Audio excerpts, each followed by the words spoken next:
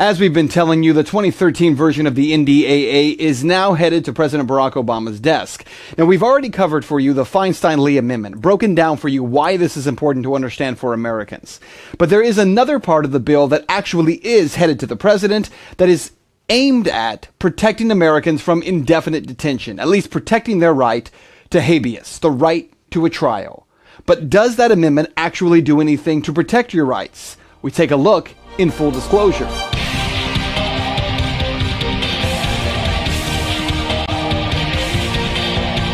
It is called the Gohmert Amendment. Section 1029 is what it's now become in the 2013 version of the NDAA. It was written by Texas Congressman Louis Gohmert. It's supposed to protect the rights of U.S. citizens if they are arrested and suspected of terrorism, protecting their right of habeas.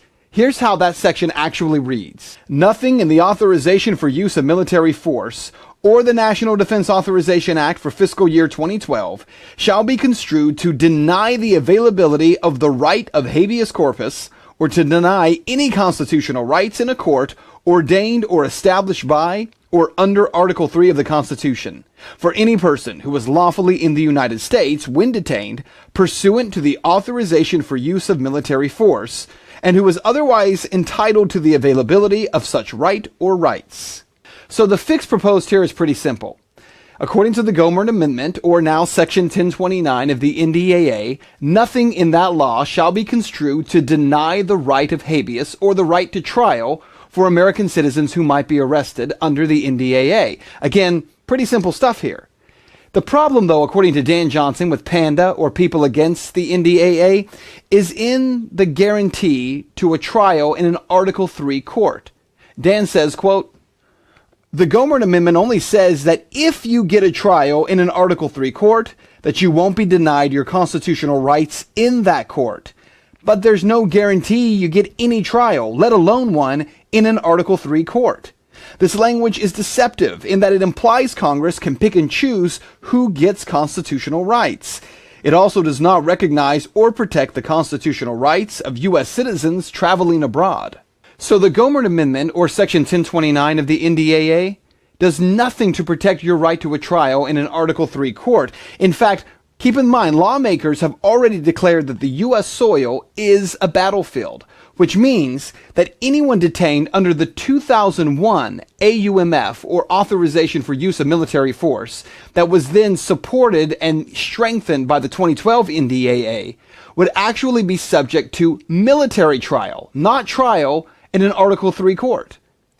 Anyone detained under the 2001 Authorization for Use of Military Force, as modified by the 2012 NDAA, is subject to the laws of war, simply based on suspicion of terrorism charges by the president or anyone under his command. That means they would not have to be tried under an Article 3 court. They could be tried under an Article 1 court, also known as a military tribunal or a court-martial. The 2009 Military Commissions Act gave military commissions/tribunals, also known as court-martials, the statutory authority to choose whether or not they have jurisdiction. In layman's terms, that means a military commission, an Article 1 court, can decide themselves whether or not they will take jurisdiction over cases involving AUMF/NDAA